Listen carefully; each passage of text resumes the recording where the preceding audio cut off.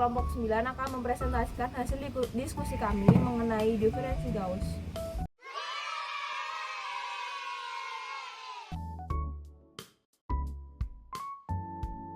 Di sini saya sebagai moderator. Nah, yang pertama adalah kita akan membahas mengenai teori divergensi Gauss yang akan dijelaskan oleh mengenai teorema divergensi Gauss. Divergensi Gauss adalah teorema fundamental dalam kalkulus vektor yang menghubungkan integral permukaan suatu medan vektor pada permukaan tertutup dengan integral volume dari divergensi medan tersebut di dalam volume. Dan selanjutnya akan dilanjutkan oleh teman saya dan akan melanjutkan penjelasan dari teman saya Dea Monika. Misalkan F sama dengan MI tambah NJ tambah PK berupa medan vektor sedemikian rupa sehingga M, N, dan P mempunyai turunan-turunan pejal pertama yang kontinu pada benda pejal S dengan perbatasan do S. Misalkan jika N menyatakan bahwa normal satuan itu adalah luar terhadap do S, maka double integral do S kali F kali N kali D S sama dengan triple integral S divergensi F kali dV. Dalam perkataan lain, flux F yang melewati perbatasan suatu daerah tertutup di ruang 3 adalah integral lipat 3 yang mengurangi pada daerah tersebut, di mana F adalah medan vektor seperti medan listrik atau medan fluida, S adalah permukaan tertutup yang membatasi volume P, PF adalah divergensi dari daerah vektor F, dA adalah elemen vektor area permukaan, dan dV adalah elemen volume. Kemudian dilanjutkan oleh penjelasan perhitungan eksak yang akan dilakukan oleh saya akan menjelaskan terkait perhitungan eksak diferensi Gauss yang akan ditampilkan dengan video berbeda. Kita masuk ke bagian eksak perhitungan. Jadi di PPT Pak Yodia sudah disediakan soal dengan yang diketahui ini, medan vektor dengan vektor F ini memiliki nilai 3x kuadrat, 2y, z kuadrat. Dengan batas-batasnya untuk x sendiri dari batas bawah ke batas atas ada 0 sampai 1, untuk y ada 2 sampai 4, dan z ada 2 sampai 5. Oke, jadi untuk divergensi Gauss ini kita harus menyelesaikannya pertama dengan cara yang pertama bisa pakai cara ini, nabla dot f. Yang dimana nabla dot f ini adalah do x per do fx per do x ditambah do fy per do y ditambah do f-nya per do z. Lalu kita tinggal masukkan aja fx-nya ini yang ini, masukkan sini semua yang nilai f di atas tadi, masukkan aja di sini, jadi do per do x. Fx-nya kita masukkan 3x kuadrat ditambah do per do y. Ini kita masukin 2y ditambah ini do per do z, masukkan nilai z kuadrat.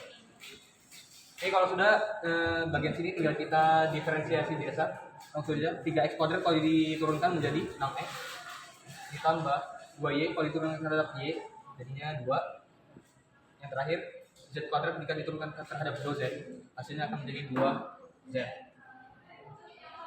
Oke, ini untuk nabla dot f-nya. Oke, karena tadi kita sudah mendapatkan nilai nabla dot f-nya bernilai sebesar 6x ditambah 2 plus 2z, maka untuk mencari medan flux dari vektor yang diketahui ini, kita bisa masukkan ke rumus flux sama dengan integral. Kalau misalnya integral 3 berarti dia mencari volumenya. Ini dalam integral ini volume dalam nabla dot f terhadap do x, do y, dan do z. Untuk perhitungan kali ini kita menggunakan do x-nya dulu ya. Do x-nya terlebih dahulu yang kita hitung. Jadi langsung aja masuk ke flux sama dengan batas-batasnya. Jadi untuk yang integralnya ini kita akan pakai do x dulu. Jadi maka saya taruh di batas-batas untuk x-nya di sebelah paling kanan, lalu batas-batasnya di sini di tengah, dan yang paling kiri adalah batas-batas dari z. Oke, jadi pertama di sini untuk batas x-nya kita tulis 0 sampai 1. Lalu batas y-nya ada 2 sampai 4 seperti yang diketahui di soal. Lalu ada 2 sampai 5. Dan tulis nabla dot z-nya, f-nya kita ketahui bahwa nilainya adalah 6x plus 2 ditambah 2z yang akan integralkan terhadap 2x, 2y, dan 2z. Lalu kita masuk ke bagian integralan khusus untuk 2x-nya dulu. Bagian x-nya. Jadi flux sama dengan batas z batas y. Lalu kita integralkan ini terhadap x. Jadi otomatis 6x kalau diintegralkan terhadap x jadinya 3x kuadrat tambah 2 kalau diintegralkan terhadap x menjadi 2x tambah z jika diintegralkan terhadap x maka menjadi 2zx. Jangan lupa batasnya dari 0 sampai 1. Oke, dari 0 sampai 1. Z. Oke.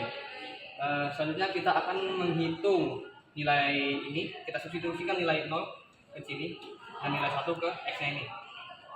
Jika sudah disubstitusi semua, yang hasil substitusi x sama dengan 1 dan hasil ini akan dikurang dari yang atas dikurang yang bawah. Oke, langsung aja kita eksekusi. Kita tinggal masukkan yang ini ke dalam x, kita masukin semua. Lalu jika sudah hasil yang tadi, dan lupa ini juga disubstitusi ke x semua. Dan jika sudah disubstitusi semua, hasil yang di atas semua ini tadi dikurangi semua ini. Oke, langsung aja kita ke hasilnya.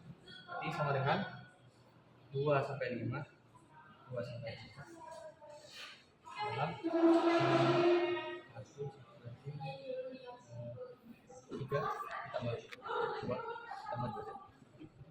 Sudah selesai. Integral 2 sampai 5 dan 2 sampai 4. 5 ditambah 2z. Jangan lupa ini 2y 2z. 2z. Oke, ini untuk pengintegralan untuk terhadap x saja. Dan sekarang kita akan melakukan pengintegralan terhadap y. Oke, kita ulangi seperti cara yang tadi. Langsung aja kita buat. Yuk. 2 sampai 5. Masukkan nilai yang ini di sini yang akan kita integralkan. Langsung aja kita integralkan. 5 diintegralkan terhadap y. Langsung aja kita masukin 2 y ditambah 2 integralkan dari ke y berarti 2 z y. Batas-batasnya jangan lupa 2 sampai 4. 2 4. Oke, dari sini kita tinggal seperti biasa substitusikan yang 4 dan 2 batas atas dan batas bawah ini terhadap ke y. Oke. Jika sudah disubstitusi nanti langsung aja tinggal yang atas, hasil substitusi yang atas kurang sama hasil substitusi yang bawah. Oke, langsung aja kita ke hasilnya plus 4z 2z.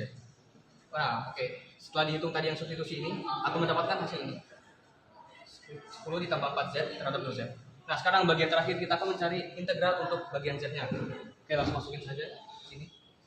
Langsung aja bagian ini.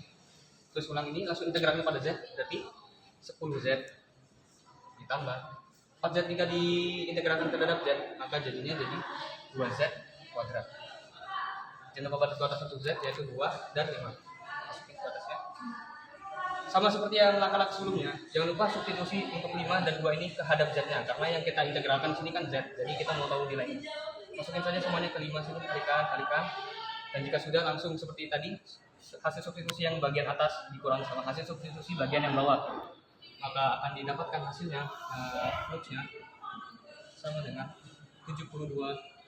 Karena ini kita nggak tahu satuannya itu apa, entah liter atau apa, jadi di sini saya asumsikan aja untuk satuannya sendiri kita itu saja satuan flux. Oke, mungkin ini hasil perhitungan dari kelompok kami yang bisa saya jelaskan sedikit dari yang dimana diketahui di soal. Untuk medan vektor f dari 3x kuadrat, 2y dan z kuadrat dengan batas-batasnya untuk x segini, y segini dan z segini, kami mendapatkan hasil fluxnya sebesar 72 satuan flux. Selanjutnya adalah penjelasan mengenai program Python yang akan dijelaskan oleh. Jadi saya akan membahas tentang codingan program Python. Yang pertama kita menggunakan import numpy snp. Yang kedua kita import matplotlib.pyplot_splt. Lalu kita mengambil akses 3D dari modul mpl toolkits.mplot3d. Untuk xyz-nya sama dengan mp.meshgrid np linespace 015 2 245, dan 255. Untuk U-nya kita mempunyai 3x kuadrat, untuk V-nya kita mempunyai 2y, dan untuk W-nya kita mempunyai z kuadrat. Dan kita bisa membuat plot 3D dengan 4 kombinasi sudut pandang dengan elevasi dan azimut yang bervariasi dengan fix sama dengan plt.figure fix size-nya 10,10. Dan untuk sudut pandang pertama yaitu elevasi 30 dengan azimut 45. AX1 nya sama dengan fix.add subplot 221 projection 3D. Dan X1 quiver, XYZ, UVW, length-nya 0,2, normalize-nya true, error length ratio-nya kasih 0,8. Lalu kita menggunakan title view 1, elevasi 30, azimut 45. Untuk sumbunya ada sumbu X, sumbu Y, dan sumbu Z. Dan view unitnya elevasi 30 dan azimutnya 45. Lalu kita copy paste, kita ubah di bagian fix at subplot jadi 222 dan azimutnya kita ubah jadi 135. Dan untuk gambar ketiga kita ubah fix.add subplotnya menjadi 223 dan azimutnya 225. Dan untuk gambar keempat kita menggunakan fix.add subplot 224 dengan azimutnya 315, dan kita untuk menampilkan plotnya kita menggunakan plt.type_layout dan plt.show. Nah, untuk gambar pertamanya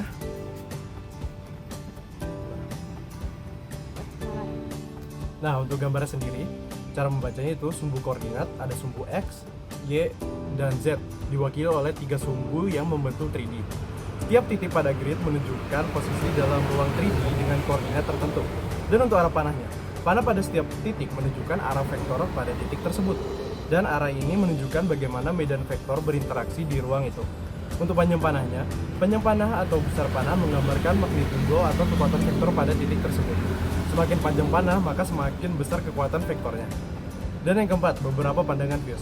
Gambar menunjukkan beberapa pandangan dari grid ini dengan sudut yang berbeda, dengan elevasi 30, dengan berbagai sudut azimut seperti 45, 135, 225, dan 315.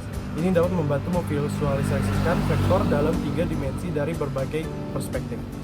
Setiap visualisasi memberikan perspektif berbeda, dan dengan menggabungkan informasi dari semua sudut, kita dapat memahami pola distribusi vektor dalam ruang.